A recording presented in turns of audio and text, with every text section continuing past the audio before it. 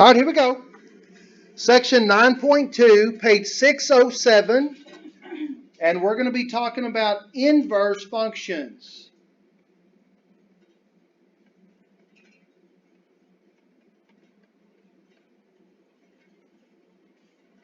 Inverse functions.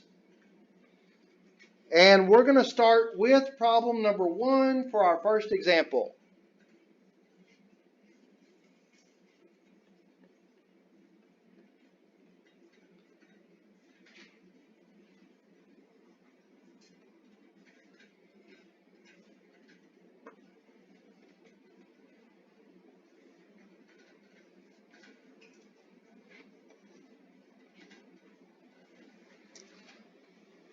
And does everybody see what they've given me is a set of ordered pairs? Do y'all remember the braces are used to indicate a set? And I've got ordered pairs inside the braces. That is a set of ordered pairs. And there should be a parenthesis there at the end. Yeah, I left it off.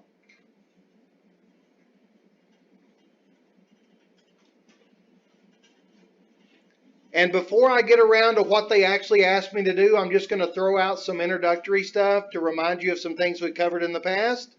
You ready? So, do y'all understand that this thing they've given me here is a relation? Remember we covered the definition of a relation. A relation is a set of ordered pairs, right? So this is a relation. I want to know, is this relation a function? In other words, does each x have only one y? Yes, it does. See, the 7 only goes with 8, right? You don't see 7 anywhere else in the x coordinates, do you? So 7 is only with 8. Negative 2 is also with 8. But that's not a violation because it's the x's that have to be monogamous, remember? So negative 2 doesn't appear in any other x coordinate, does he? So negative 2 is only with 8. 3 is only with negative 4. 8 is only with negative 8. So yes, this is a function.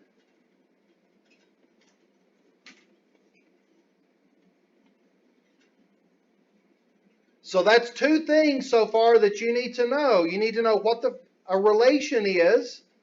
A relation is a set of ordered pairs. You need to know how to tell if it's a function. What does it take? Each x can have only one y. Now let's talk about one-to-one.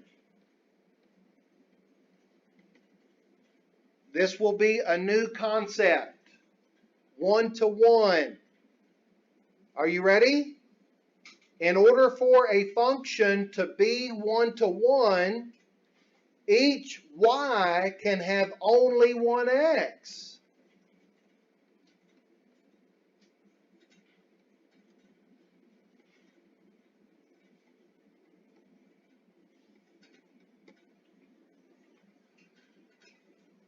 And do you see how that's similar to a function?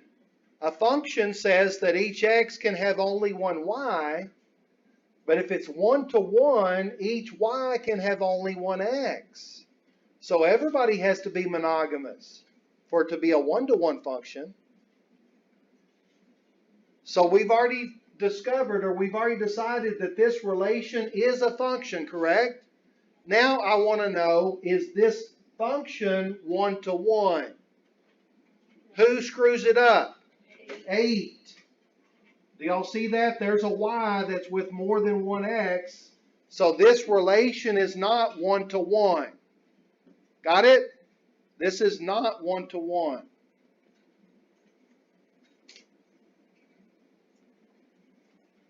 And finally, we've got one more new concept that we need to figure out how it works or discuss, and that is how to find an inverse. We're going to take this relation that is also a function, but it's not one-to-one, and we're going to turn this into the inverse function. Are you ready? Okay, here we go.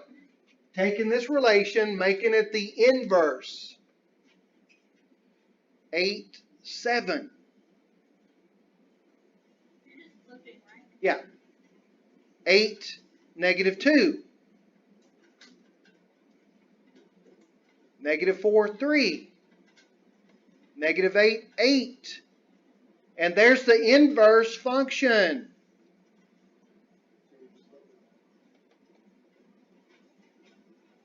What am I flipping? Yes. And so if you were going to write down something in your notes, if you were going to take good notes and maybe making a little extra note in your notes, you might want to say something like, to find an inverse, you switch x and y. You want to find an inverse, you need to switch x and y.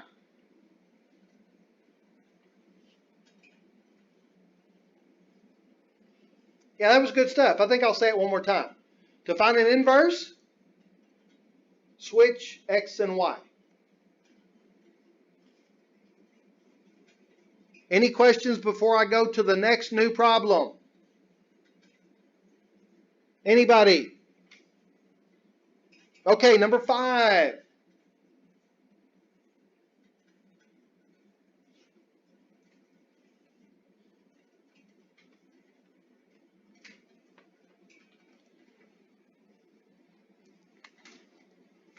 All right, so for number 1, we took a relation and found its inverse. For number 5, we're going to take an equation and find its inverse. Y'all got that? Now we're going to take a whole freaking equation and find its inverse. And guess what? The little phrase that I told you to write down still works. You want to find an inverse, you need to switch x and y.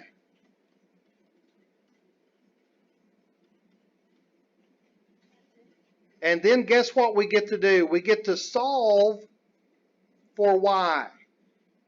Once you switch x and y, you then need to solve for y. So we're going to move the minus 5 over.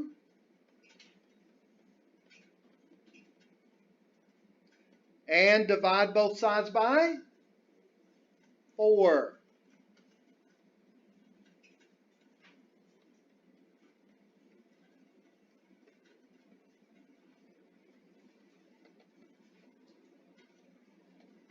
And that is now the inverse of the original equation.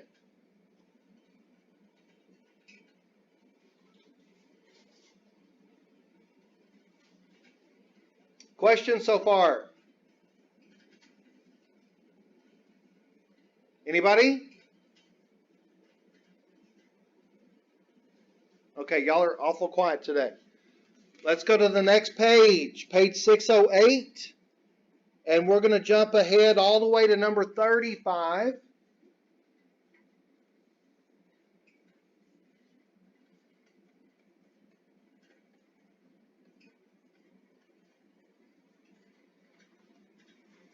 And for number 35, the instructions say graph the function and determine whether the function is one-to-one. So we're going to have to sketch the graph, and then from the graph, we're going to have to determine if this function is one-to-one. Got it? Okay, so the first thing that I want to do, in order to create the graph, I want to make a table. And I need you to provide me with some x's. 0 is always a good choice. What? 2? Maybe one more x? 5? How about smaller? How about -2?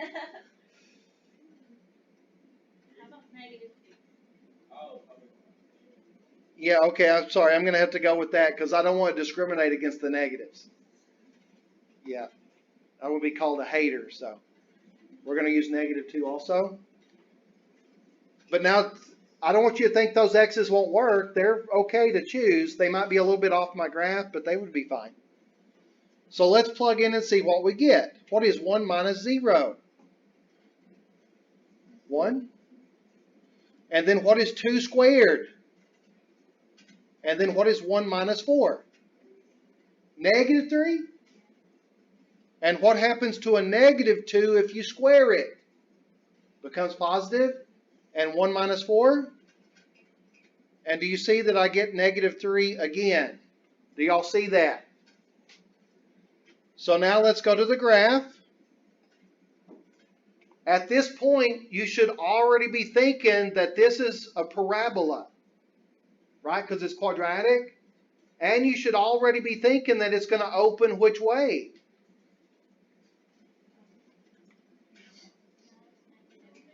The x squared is negative. That's going to open down. We already know some things, right?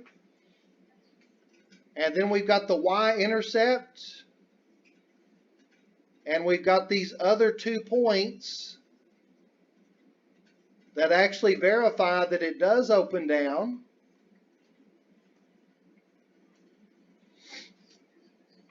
And from looking at the picture, looking at the graph, can you decide whether that is 1-to-1 or not? Does each y have only one x? Well, I'm seeing an example actually right here where negative 3 is paired up with 2 different x's. Yeah, so this is a violation right here. You got the same y going to 2 different x's, and that's not 1-to-1. Yeah, okay, but I have a better way to tell, okay? And that better way is called the horizontal line test. The horizontal line test. Do y'all remember in class we covered a vertical line test? And the vertical line test was used to determine if a graph is a function or not. The horizontal line test is used to determine if the function is 1-to-1. So let me say it to you this way, just in case anybody is recording this lecture. I want you to have heard it this way. Are you ready? Okay. If a horizontal line touches more than one time, it's not 1-to-1. Got it? Let's repeat that. If a horizontal line touches more than one time, it's not 1-to-1. That's what the horizontal line test says. Now, normally when they ask you to find the inverse of a function, they want that function to be 1-to-1. Did y'all hear that? Normally when they say find the inverse, that original function really needs to be 1-to-1, and I'm going to explain why. I'm sorry, are you ready? Okay, so do y'all remember that we said to find an inverse function, you simply switch x and y? Well, let's say that I wanted to find the inverse of this function, and that would mean that any ordered pairs that I've already found, I simply need to switch. And what's going to happen if I switch these 2 bottom points? Is that going to give me the same x with different y's? Yes. Yeah, because then it'll be negative 3, 2, and negative 3, negative 2. And you'll have the same x going to 2 different y's. And doesn't that mean that it won't be a function? It would be a function, but it'd be 1-to-1. Right, but it wouldn't be a function. So the reason that they want your original function to be 1-to-1 is so that when you find the inverse, it will be a function. Do y'all see that? If it's not 1-to-1, when you make it an inverse, it won't be a function. Okay, so let's make this a function. You ready? Watch this. Bam! Now, what does that look like to you? I'll take several words for that. What does that look like? Set notation. So this is set notation, and what is it using to describe? The restriction on the what? I'm looking for a D word. The restriction on the domain. So do y'all see this is basically saying what X can be? And that was good that you said the word restriction, because what I did here is, instead of the domain being all real numbers like it normally is for a parabola, now I'm saying the domain can only be from 0 to infinity. And do you see that that gets rid of this entire half of the graph? Do y'all see that? If it can only go from 0 to infinity, I get rid of this half, and then is it 1 to 1? Yeah, because this half doesn't exist now. And that's all there is, and now it's 1 to 1. Okay, so by restricting the domain, I can make it 1 to 1. Yes or no? And now that it's 1 to 1, now I'm going to go find the inverse.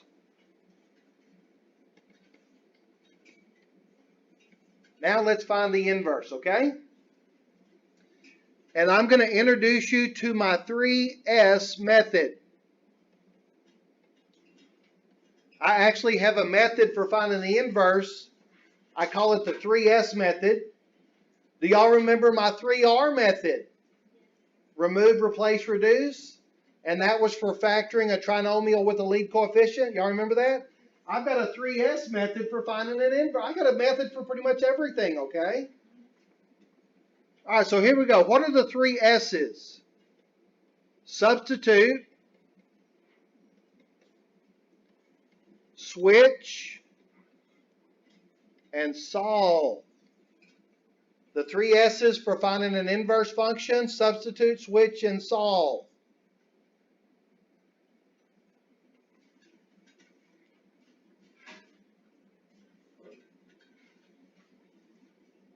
Now, let's see how it works. Here's my original function right here. Are y'all looking? What I'm pointing at? Right here. This is my original function. The first thing I want to do is substitute for f of x. What can I substitute in place of f of x? Y.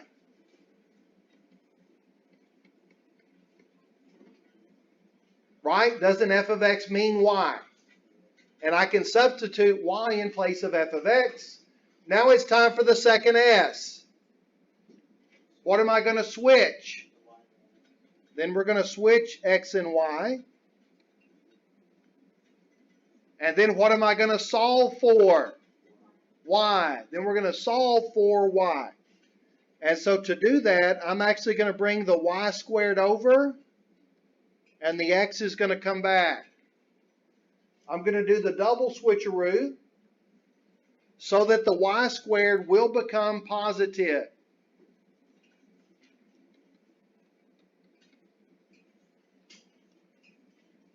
Everybody see what I did there? The little double switcheroo makes the y squared positive. It also gets the y isolated. And then how do I get rid of a square? Got a square root. Oh, that's a radical move, dude. That is radical. That is a math joke. And at this point, we can say that that is the inverse function.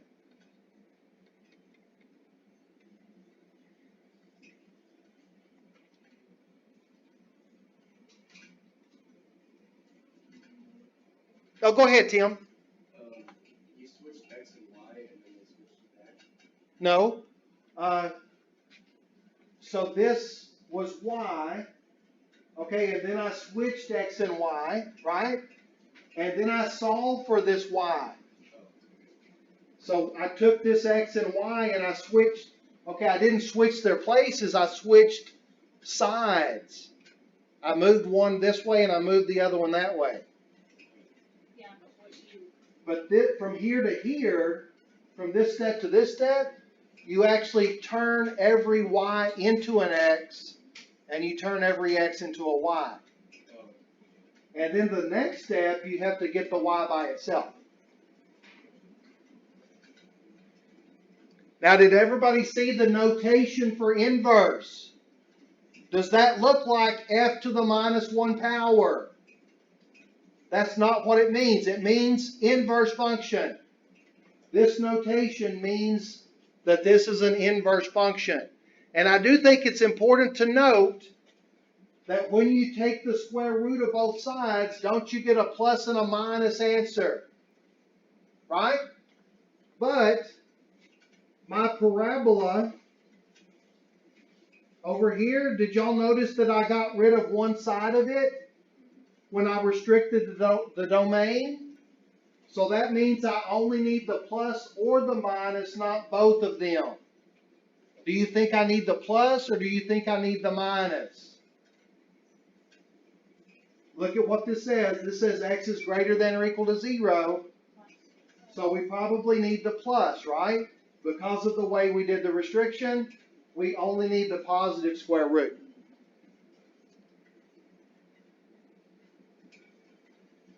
Go ahead. So, for that problem, if it just asks you to find the inverse, do you have to do all the graphs and stuff, or can you just do the 3S method? Okay. That's a good question. If they just give you this function and all it says is find the inverse, then you just do the 3S method, okay? But I do want you to know that normally when you find an inverse, are you listening? The original function should be 1-to-1. That's why I did the restriction to make it 1-to-1. And now I know for sure that this answer will be a function. Do y'all know the shape of a square root graph? Y'all remember that? It was one of our parent functions. It's a swoosh, remember?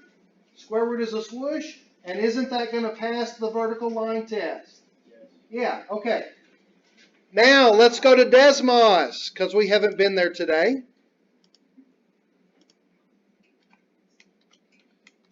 And we're going to do some Desmos magic to try to give you a visual representation of what's going on algebraically, okay? What was our original function? 1 minus x squared. And does that graph look like what we drew? Okay, and do you see it's definitely not 1-to-1? It doesn't pass the horizontal line test. And I'm going to teach you how to restrict the domain in Desmos. Man, I hope you pay attention to this. Are y'all watching? So I'm going to open up the keyboard. I'm going to go to the ABC button down here. And I'm going to grab a set of braces. Just like we use braces for set notation, right? This is the way I'm going to describe the domain. And what does x have to be? Right, so I'm going to say x is greater than or equal to 0. Look at that. And it makes my function become 1-to-1. Everybody see that? Now, let's go. And since I can't put in f to the minus 1, I'm just going to put g for the inverse. And what was the inverse function? Square root of 1 minus x. And let's make that blue. I want blue. There we go. And we're going to zoom in a little bit. And I'm also going to graph this line, y equals x. And let's make him green. There we go.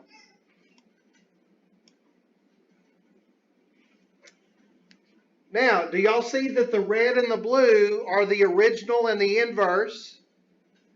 And I want you to look at how the red and the blue graph relate to the green graph. Do you see a relationship between the red and the blue compared to the green? Who said that? What word did you say? Yeah, it's flipped. That's an S word in math.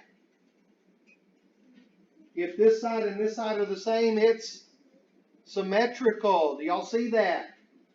So what I need you to have in your notes Are y'all ready to write something down? A function and its inverse are always symmetrical about the line y equals x. A function and its inverse are always symmetrical about what line? About y equals x. Or you can say in relation to y equals x. And so this becomes a great tool for you to check your handwritten work. You can put in the original function. You can put in what you think the inverse is, based on your 3S method. And you can see if it's symmetrical. If it's not, you screwed something up.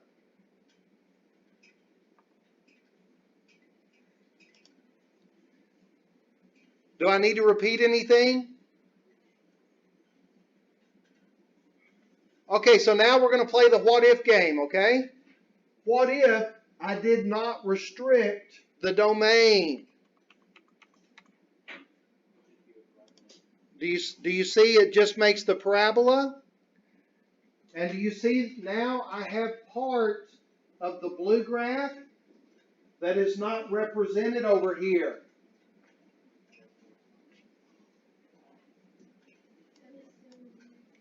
Yeah, but watch this. I'm going to fix it. Do y'all remember back when I said when you take the square root of both sides, you need a plus and minus? Remember that? So now what I'm going to do is I'm going to do the negative of the inverse. And do you see now for this other side of the parabola, I now have the symmetrical part of it.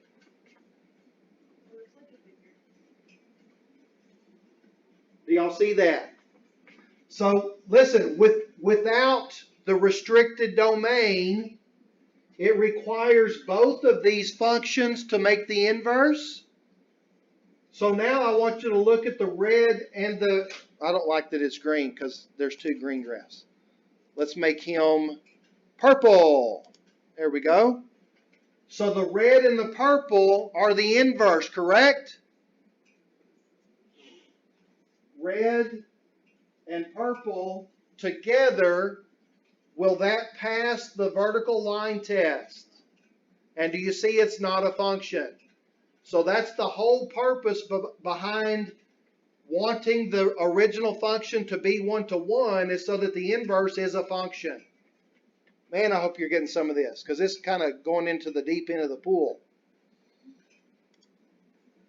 Okay, back to Desmos, back to the notes.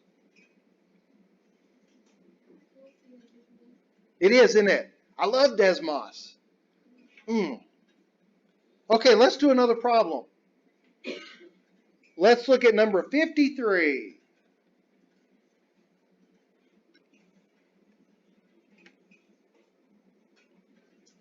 Number 53, we've got f of x equals x to the third minus 1. And it says determine whether the function is 1-to-1. So the first part, part A, is a yes or no question. Yes, it's 1-to-1, or no, it's not 1-to-1. Can y'all think of any way to figure out whether this function is 1-to-1? We could find points. What? It's cubic, which means what? Right. And to figure out what that pattern is, we are going to do a few points. Can I suggest maybe -1, 0, and 1? How many people remember back in public school and your teacher beat that into you that the first 3 points you do always are -1, 0, and 1? Do y'all remember that? Okay, y'all had a different teacher than I did. Would always beat you down with that. So what happens if I take -1 and cube it? -1 times -1 times -1 makes -1. And then -1 and -1 make -2. right? -1 and -1 together make -2. Now, what about 0 cubed? 0 minus 1? And what about +1 cubed? Okay. 1 times 1 times 1 is 1. 1 minus 1 is 0. And then if we look at that graph, Tim said it's going to follow a specific pattern, which is correct.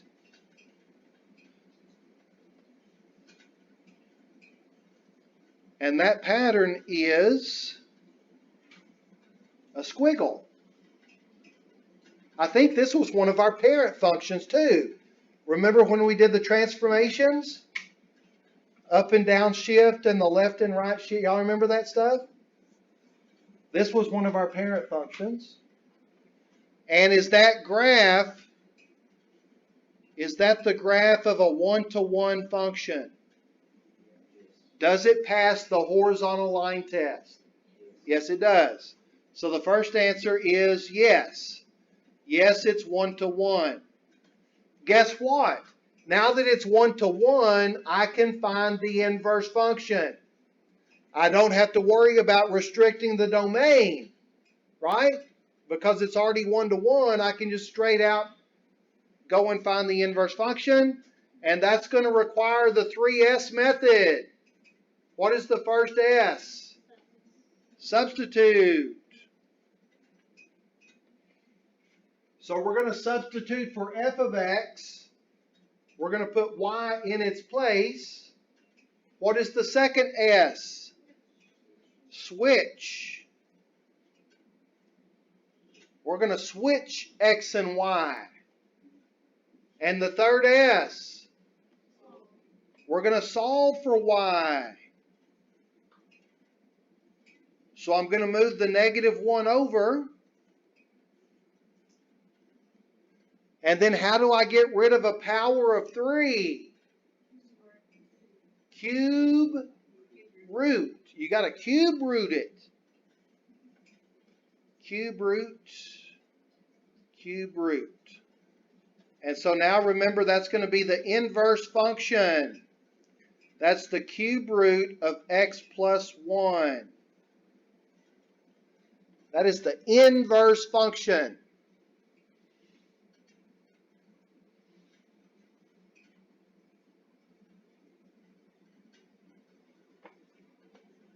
Now we're going to graph that by hand, and we're going to see if it fits the correct symmetry.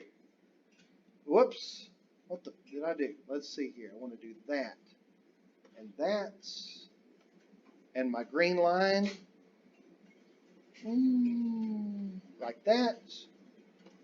What color do you want to do the inverse function in? Purple? Let's see. Oh, I got purple. Yeah. All right. Now, do y'all understand that this function is the inverse of the original function? And does everybody remember that inverse means switch x and y? So I can either plug x's into this new function and have to do work, or I can just look at this work I've already done and just go through and switch x and y. Which is easier? Yeah, just let's go to these ordered pairs and just switch them. So that means we would need to go to -2 and -1. That's going to be a dot. 0 and -1. But if I switch it, it's going to be -1 and 0. And then 0 and 1.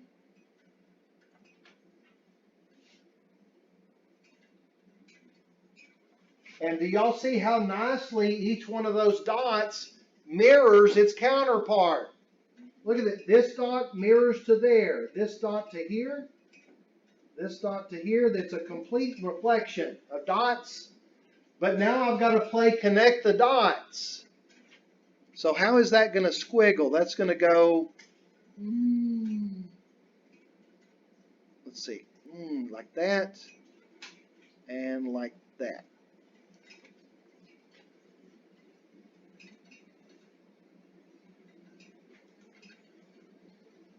Do y'all see the symmetry? Look, it almost looks like a spear point or something. Yeah. Do you think if I do that on Desmos, it'll look the same? Okay. So I don't have to go to Desmos? Okay. Oh, by the way, did y'all also see how freaking easy it was to graph the inverse if I've already done a table for the original? Just go through switch, switch, switch. Plot, plot, plot. Connect the dots. Super easy. Whoop, that's not what I wanted. I want to go. Oh, yeah, back there. Number 53. All right. Are y'all ready for the next problem? I'm sorry, go ahead. So is it okay to always use negative 1, 0, and 1? That's always fine to start with, but it may not be all that you need. Okay? In this problem, negative 1, 0, and 1 gave me the center of the squiggle, and that's really all that I needed for this. But if you notice that the three numbers that you picked, they're like here, here, and here, then you may need to pick another couple of X's to see where the squiggle goes. So it's always a good, okay, not always. Okay, sometimes it's good to just start with negative 1, 0, and 1, but then you may need to pick other X's to get more definition. Would it be better to use like the constant number? The constant number. Oh, the -1? Yeah, like on each of them. Like if they have like a 4, you could use 4. I'm going to say probably no, because I'm thinking if this had a 4 and you plug in a 4 here, that's going to be 4 times 4 times 4, which is going to be way too big for my graph. Okay. Yeah. So you want to keep these numbers small, like around the origin, especially if you're having to raise them to a power. Does that make sense? Okay. It's all a matter of, you know how you do something a lot and then you get more skilled at how to know what to choose. It's almost like when you're in a relationship for a long time and you kind of know what triggers the other person, and so you know what to say and what not to say, and that only comes from experience, right? From learning about, so the more you spend time learning about math, the more you can get an accurate representation of what X should I pick and what X should I not pick. Does that make sense? Oh, I hope so. Sometimes I don't know if I make any sense at all. Okay, I think we should try another problem. Number 85.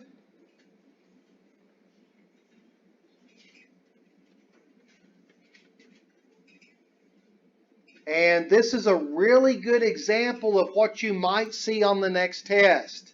Hint, hint, okay?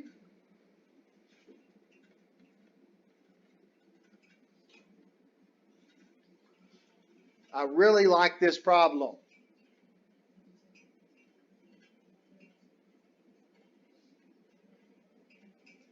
Okay, so the instructions say, find the inverse of the given one-to-one function.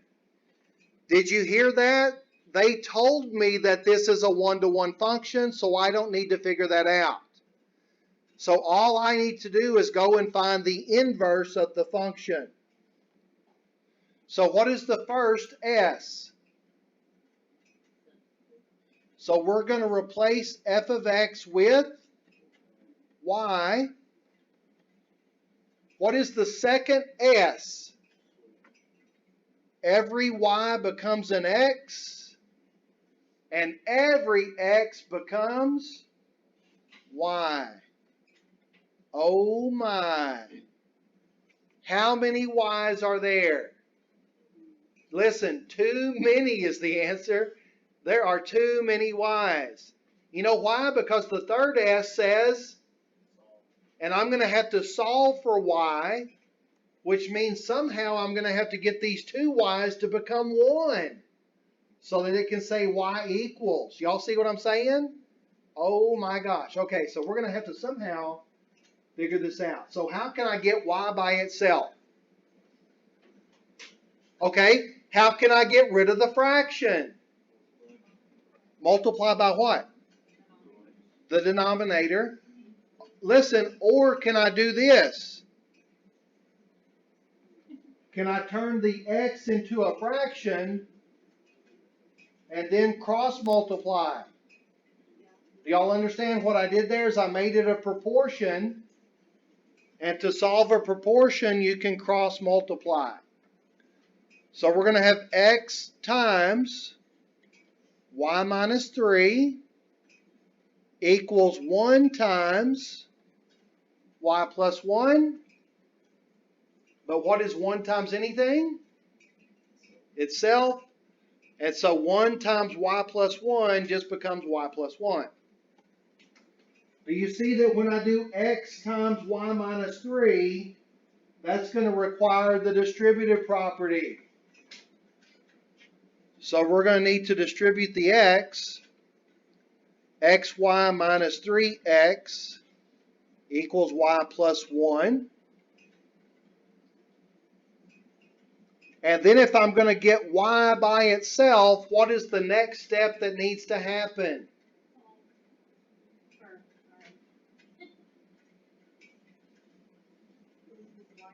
Move the y over.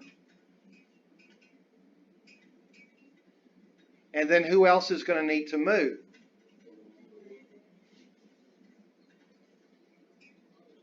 Minus 3x. Do y'all see that I'm going to have to get all the y's together on the same side? That's going to become minus y. That's going to become plus 3x. And now does every term that has a y exist on the same side? How many terms are there? Do they both have something in common that I can factor out? And this is the magical step where the two y's become 1. Right? When I factor out, now there's just one y.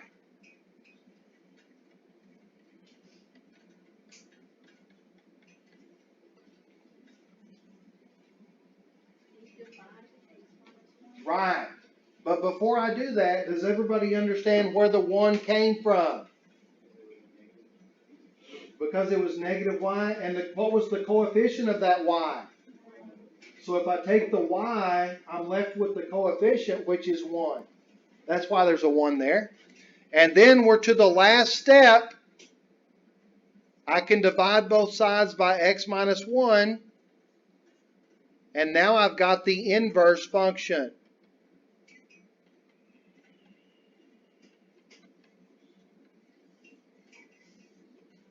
Man, look at that. Look at all that beautiful work.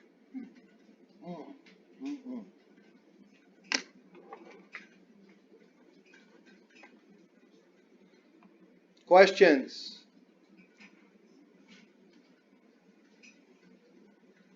Now, to verify that what we did is correct, we are going to go to Desmos. We're going to graph the original and the inverse. Hey, you know what else we're going to do? We're going to graph the vertical asymptote and the horizontal asymptote for both functions. Oh, yeah. Lots of cool stuff. Let's go to Desmos. Bam, bam, bam, bam. What is my original function?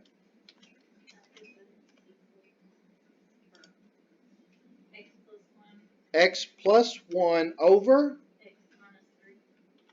3. And if we zoom out some, do y'all see that? That's the original function. And now what I need you to do is rely on the knowledge that you used on the last test. This is stuff that was on the last test. And tell me, what is the vertical asymptote for this function? I'll give you a hint. It's x equals something.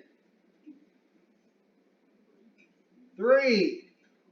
Right? Because you set the denominator equal to 0 and solve. Bam. And do y'all see it fits nicely in there? Okay. What's the horizontal asymptote? I'll give you a hint. It's y equals something. Y equals 1. Right? Because when the degrees are the same, you look at the lead coefficients. And 1 over 1 is 1. And do you see how it fits nicely in there? Now we're going to use our Desmos powers, and we're going to make all of those purple. So do y'all understand everything that is purple comes from the original function? Now we're going to do the inverse. And let's call it g of x. What was the inverse function? Over. And what is the vertical asymptote for this function? X equal 1. What is the horizontal asymptote for this function? Y equals 3. And let's make all of those what color? Red, red, and red. And then let's graph y equals x, and we'll keep him black. Man, look at that. Do y'all see all that stuff going on there? Now, what I want you to focus on all of the purple stuff reflected across the black line. Does everything purple reflect across onto something red? Look, do y'all see this little box right here? Reflects across and is red, right? And this curve, purple, red. Purple, red. Do y'all see that? Yes. So everything from the original is going to reflect across the line y equals x and gives me red stuff. I don't know, do y'all understand what I'm saying? That's what's special about an inverse function. Okay, fine. So let's go back to the notes. And I think what I'm going to do, I'm going to do one more problem, just one more, to illustrate finding the inverse of a function and then looking at the symmetry that it has, okay? So let's see. What?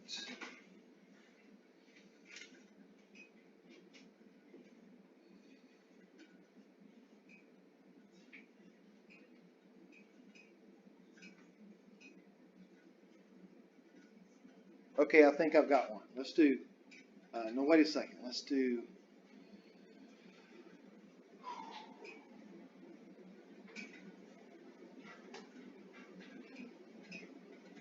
yeah, okay, let's do this.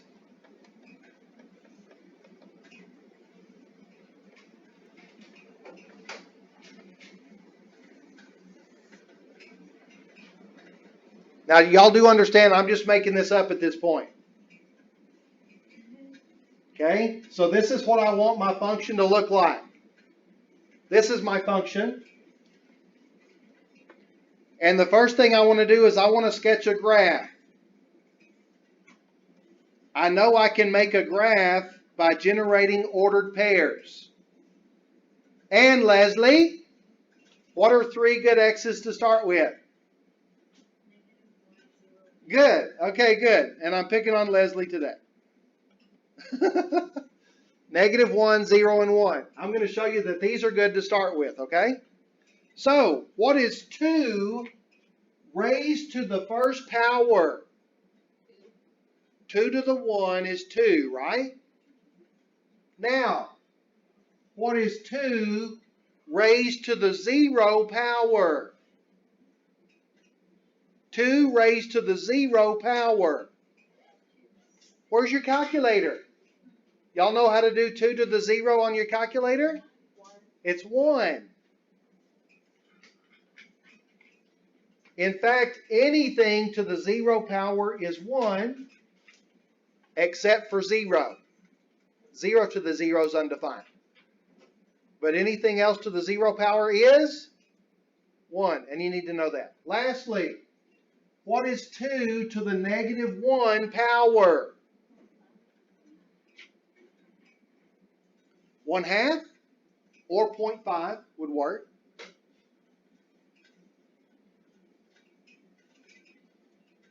And let's plot those points.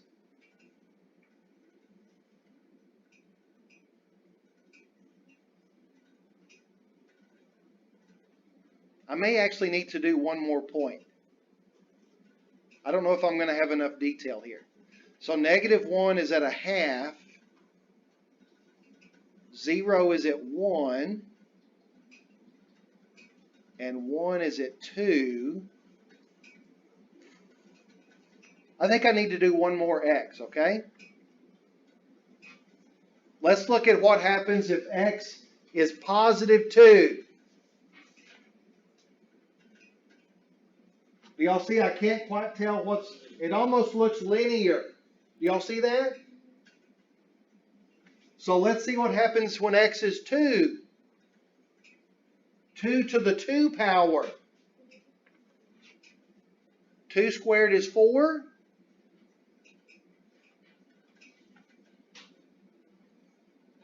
Oh, I misplotted that point. Is anybody looking up here going, O'Neill, what are you doing? That was me. I was like, Why did I put that right there? I put it in the wrong place.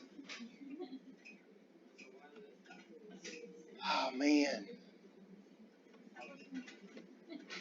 Yep, never mind me. I don't know what I'm doing. How's that? Is that better? So if x is 1, we're at 2. And if x is 2, we're at 4. And do y'all see what's happening as I'm going to the right? What's happening to those points? Can y'all see that? Can y'all see it starting to curve up? Oh, and what's happening as I come back this way? It's coming down. In fact, let me just tell you, if I keep going, these dots are going to get closer and closer and closer to the x-axis, but never cross over. In fact, never touch. And what does that make the x-axis? Asymptote. I heard that from somewhere. Somebody said asymptote. All right, so here we go. And let's do this in brown. Do I have, oh, I got brown.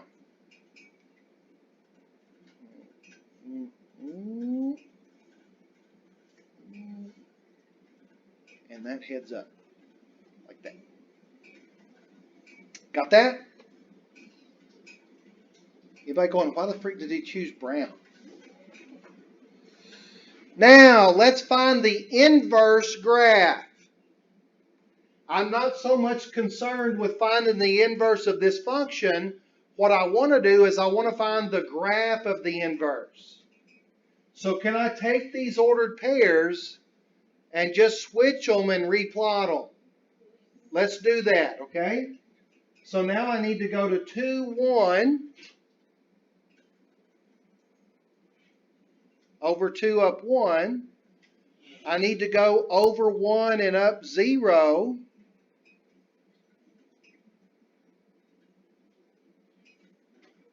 A half is at -1. Do y'all see that? If I switch this, it's going to say a half -1. And that means halfway to 1, I'm going to be down at -1. And then if I go over to 4, I'll be up at 2. And where's my brown? Come here, brown.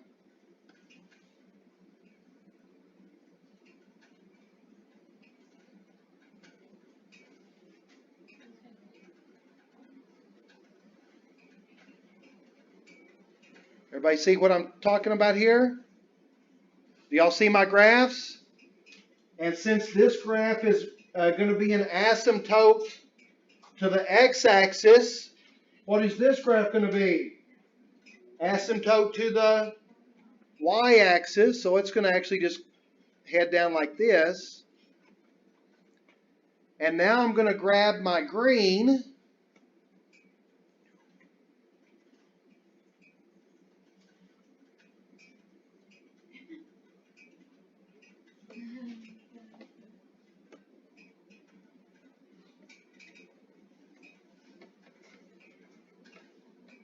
Look what I grew.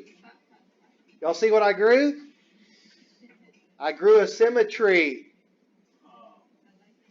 Isn't that cool? Symmetry. Y'all do see it's symmetric or cross y equals x? Yeah, that's awesome. Let's end on that awesome note right there. That is fantastic.